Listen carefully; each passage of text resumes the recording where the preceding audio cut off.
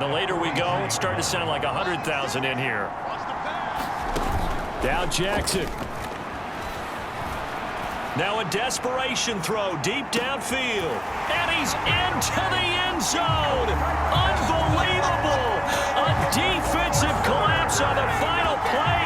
And Charles, they can tie it with a PAT. I cannot believe that. Well, there's no doubt they just seized the momentum with that one. They can go ahead and kick the extra point here and ride that home wave on into overtime.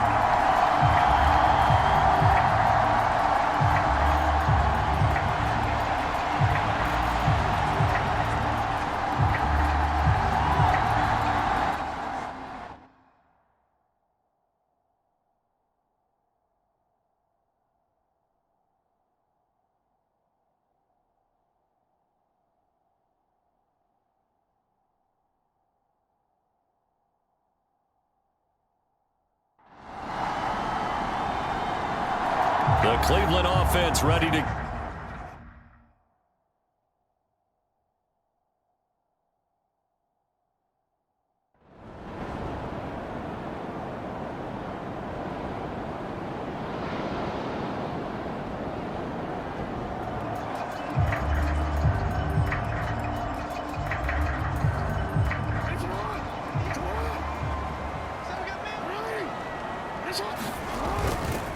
They'll start this drive out on the ground.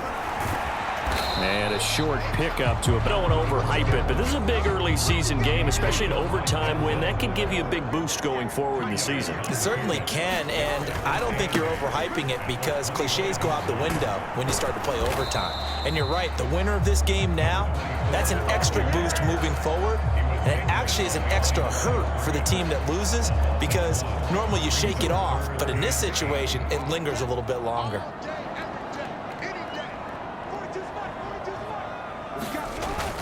Now Flowers on the jet sweep. And he's going to be brought down short of the first at about the 31-yard line. A good pickup there, 7 yards, but it brings up 4th down. I know they may want to go for this, but the smart play probably to punt it, even given the field position, right? In a sense, you honor what they've done all game. And this is a defense that's held the score down, kept it tight, kept you right in it, and they're really jonesing for one more shot. Give it to them. Let them play defense for you and give you a better chance to win the game. A gigantic call there in overtime, but it pays off with a 1st down.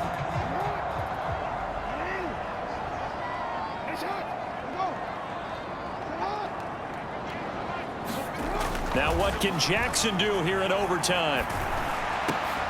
Throw caught by Flowers. And they've got it well across midfield down to the 40 before it's all said and done. And you definitely could make the case we might not even be in overtime had he not thrown 3 interceptions in regulation. But looking better here so far in OT. Yeah, and when you think about what a coach is thinking at that point, because normally you've thrown 3 picks during the game, you might craft your play calling to be a little more careful. Not in this case. The green light is still on for him. So 2nd down and 10. Once again, they'll go from the 40. Another carry for the fullback, Ricard. Oh, good move. Oh, and that one well designed as he'll take this down to the 30-yard line. 10 yards there, good enough for a Raven 1st down. Watching that run takes me back to something a famous old coach once said. Any player he wants on his team, he wants him to be agile, mobile, and most definitely hostile.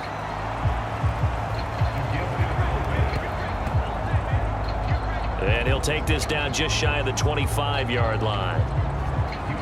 Good solid gain on 1st down, about what you'd expect from the big guy carrying the ball. Ball at the 26, 2nd and 7.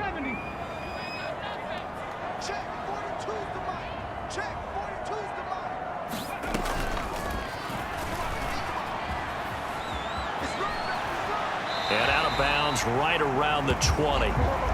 134 yards rushing for him now as his sensational afternoon continues. A yard all they need, but it's 3rd down.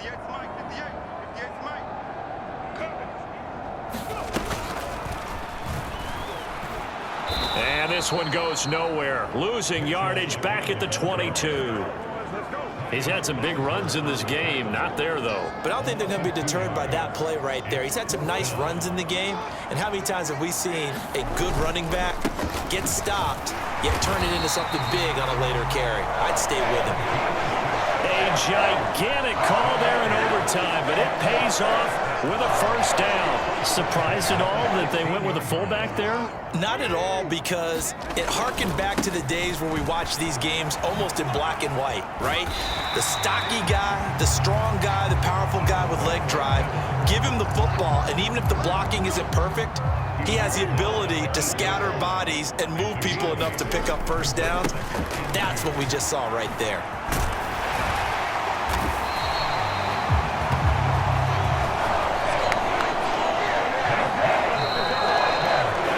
Timeout called for by the offense.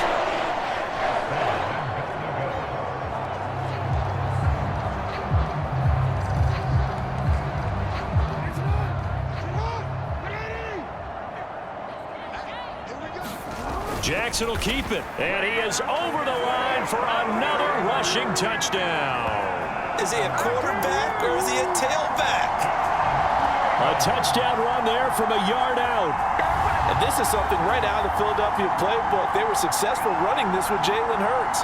But this is a copycat league, so if it works for them, everyone thinks it'll probably work for us. And here, it does. That was an excellent come-from-behind victory, Charles, especially there in the fourth quarter. Both offense and defense were clicking. They're going to feel good about this one. Boy, are they ever, because the deficit they faced certainly wasn't small. They obviously did not give up on that one, and in the end, how about that come-from-behind victory? They'll cherish this one for a while.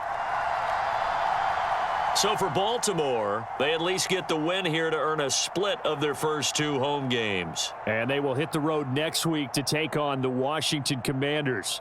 Meanwhile, for the Browns, they'll drop to 0-2, and they'll look to regroup next week as down.